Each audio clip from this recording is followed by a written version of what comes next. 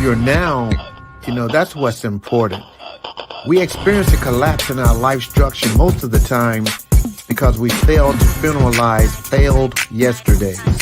You have to be strong enough basically to realize you can elevate out of your current situation. Instead of looking at where you think you should be by now, look at where you have grown out of. There are many individuals who need help with their blueprint. And I want to be that vessel, nothing special, just that mouthpiece to inspire you to construct the best version of your life that you can be.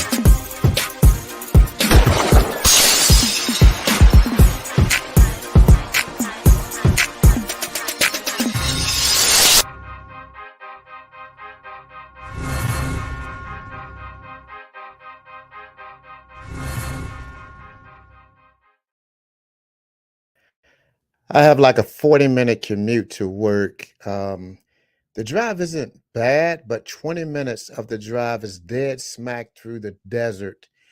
And it's one way in and basically one way out. So I was driving the other day and started to reflect on how I've been making this drive 5, 6, sometimes 7 days a week. And I asked myself, why have I been driving on this road for so long? Why haven't we moved? I've been on this road, basically for the past 7 years. I've been driving this same road, 40 minutes to work, 40 minutes back home. On my days off, I always have to go in the city for something. So I'm traveling this road constantly. And immediately my thoughts went wild. Why have I been pouring into some people who just want me to pull up on their street when they need something? People who use, my ear for a dumpster, but never take any advice and recycle it and use it to get themselves out of the mess that they're in. Huh? Why? Why have I been allowing myself, to travel down this road for so long? Why have I been allowing this person to keep apologizing to me for making the same mistakes over and over for so long? Why have I been driving on this road for so long? Why do we stay on the same road for so long, just driving, trying to be there for everyone else, but no one never offers to take the wheel and drive for us when we show signs of being tired? You know how you be listening to music and that song come on that you love and you're just singing, it's your favorite part of the song, and you're just singing, and out of the middle of nowhere, ring, your phone ring.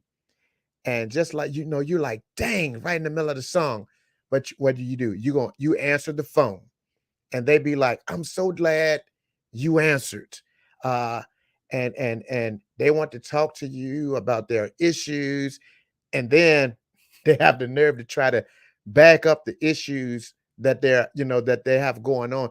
They try to back it up with scripture, but you have a trail of evidence that they're not really applying into this scripture. That's more than likely why they have all of these issues going on in their life. But watch this. When you're driving and want to talk to somebody along the way, why is it everybody you call, no one never picks up the phone? Everybody you call, nobody ever picks up the phone.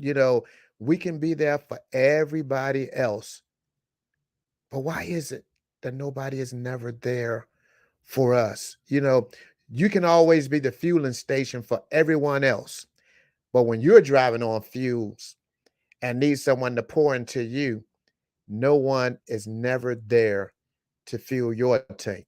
Why? Why? Why do we allow ourselves to drive down Needy Street Boulevard with our windows down, doors unlocked, stopping every time that someone calls out for our help? And what sucks is the ones that's calling out for help supposedly are Bible junkies. Bible junkies, always in the Bible. They can quote scripture real good, but they are addicted to mind sex. That's right. Addicted to mind sex. Sheesh. If I'm stepping on your toes, move your feet. You quoting scripture, but you're constantly getting high off the toxic things in the world, overdosing on using people, overdosing on controlling people, overdosing on manipulation, overdosing on abusing people. That's right. I said what I said. You're so self centered that you are only approachable when you need something. You could disconnect from everyone except the messy people in your life. But when you need to activate your manipulative ways, then we hear, I really been having suicidal thoughts. Don't nobody love me. I really been in a dark place. I really need your prayers right now. And here we go running to your rescue, pouring into them like we did last month, the month before that, and the month before that. But when we point out a pattern of your character defects that you constantly see them display, then that's when the denial comes and they blame it on the devil. Talking about the devil really been busy in my life. No, if you have boundaries, the enemy cannot make you do anything. You know, the enemy can't make you do anything when you have those boundaries set and you know that a lot of things that you are doing, if you're quoting scripture and you're that Bible junkie, a lot of these things that you do, a lot of your ways that you're displaying are not godly ways. And God is not pleased with the way that you use people. He's not pleased with the way that you act towards people. He's not pleased with your actions. We've been driving down this road for weeks, months, and years, and you have been given all the tools to set boundaries and place yourself in a clean and healthy place. You're supposed to be a Bible junkie. And if this is true, you should know that mind sex is not of God. You can't emotionally stimulate other people, in a bad. That's not cool.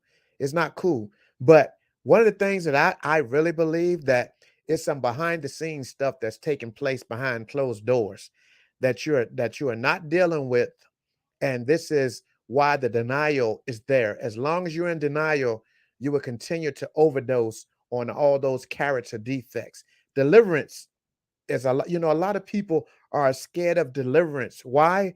Because it can get real messy. Deliverance can get real messy, but unfortunately many do not want their mess revealed, so that's why they continue to act out in those ways, because they know in order to be delivered from it, they have to expose a lot of stuff that's going on, behind the scenes. So this is why you have control issues. They do not want to give anyone access to what they are dealing with in the dark.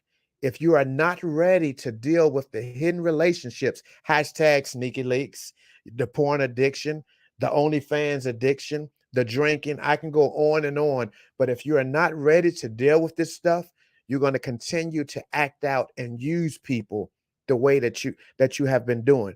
You will start to, basically you have things that you need to be delivered from, and I promise you, once you deal with it and ask God to deliver you from it, you will start to feel the love and start to heal from the flaws and imperfections that has kept you walking around wounded.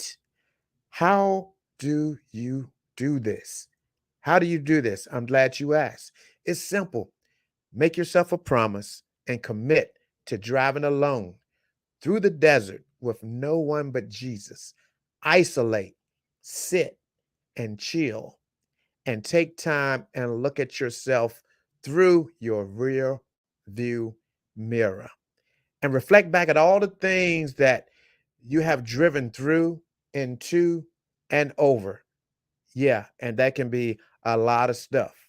Just look back and reflect. Who has I driven to, through, and over? Sheesh. That's people, places, and things. That's right. I said things. Ask God to deliver you so that you can restore love back into your heart. It can be someone that totally wronged you, that did you dirty, and they owe you an apology, but they haven't apologized. So you have to emotionally and verbally abuse. You basically feel like you've been emotionally and verbally abused. So basically, that's why you've been emotionally and verbally abused to other people, because you're walking around wounded and hurt because of what that person did to you, and you haven't gotten an apology from them. So that's why you're you know you're manipulative, you're controlling, you're arrogant, and you're self-centered, because you're holding everybody else accountable for what something about someone else did to you, you know and so basically, this whole spiel on this podcast, if that's you and you're feeling all of that, you're emotionally wounded from mindsets. So you can free yourself by forgiving them. That's the only way you're going to free yourself, by forgiving them. You cannot have a manipulative spirit and love someone at the same time. Jesus said you're supposed to love one another as I have loved you. If you love me, then keep my commandments. It's like me, you know, if you're like me and you have a heart for helping and loving people, it's hard to not show up for people. But I have been in a different place these past few weeks, where I've been forgiving those who know not what they have done, and setting boundaries where I will not allow them access into the space to allow it to happen again. Do not let anyone or anything that you're attached to emotionally wound you and cause you to become addicted to mind sex, where you just become a controlling and manipulating individual. Yeah. Do not allow anyone to push you in a place where you start to emotionally wound others. Stop stimulating other people because you've been hurt by other people. That's no way to live. No way to live. So, hey, if you enjoyed this episode, please share it with someone in your circle. And until next week, have an amazing week. Peace.